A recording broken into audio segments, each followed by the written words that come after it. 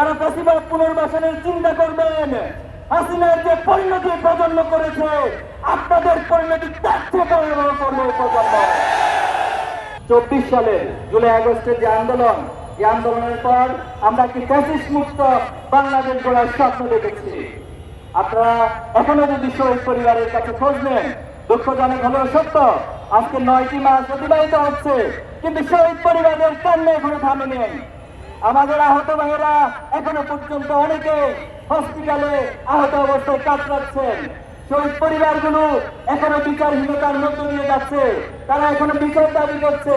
দুঃখজনক হলেও সত্য, অনেক আসামি যারা গণহত্যার সাথে সম্পৃক্ত ছিল, তারা আমাদের শহীদ পরিবারদেরকে বিভিন্ন হুমকি দামকি দেওয়ার চেষ্টা করে মামলা প্রত্যাহারের জন্য তারা হুমকি দিচ্ছে।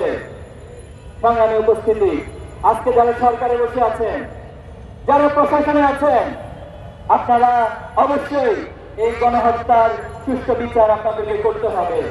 আপনারা মনে রাখবেন, আপনারা সাধারণ কোনো প্রক্রিয়া ক্ষমতায় বসেননি, আপনারা কোনো আইনি প্রক্রিয়া মেনটেন করে ক্ষমতায় বসেননি। তাই গণহত্যার বিচারের জন্য আমাদেরকে কোনো আইনি প্রক্রিয়া, কোনো হাইকোর্ট দেখানোর রাজনীতি করবেন না। আপনারা অতি দ্রুত এই গণহত্যার কার্যকর এবং দৃশ্যমান বিচার ব্যবস্থা আপনাদেরকে করতে হবে। আপনাদের মধ্যে অনেকের নাম আমাদের কাছে এসেছে, অনেক তথ্যপত্র আমাদের কাছে এসেছে। আপনারা ফ্যাসিবাদকে পুনরায় এই বাংলাদেশে পুনর্বাসনের জন্য চেষ্টা চালিয়ে যাচ্ছেন।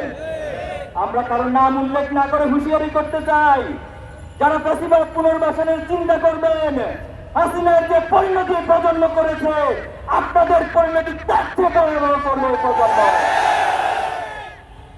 সংগ্রামী উপস্থিতি, আমরা একটি নতুন বিপ্লবের স্বপ্ন দেখছি। আমরা আপনাদেরকে আহ্বান জানাতে চাই, আমরা একটি চূড়ান্ত বিপ্লব এই বাংলাদেশে অদূর ভবিষ্যতে সংগঠিত করব ইনশাআল্লাহ। একটি চূড়ান্ত বিপ্লবের ইশতেহার ঘোষণার জন্য, প্রস্তুতি নেওয়ার জন্য ছাত্র সমাজ সহ দেশবাসীকে প্রস্তুতি নেওয়ার উদাত্ত আহ্বান জানাচ্ছি।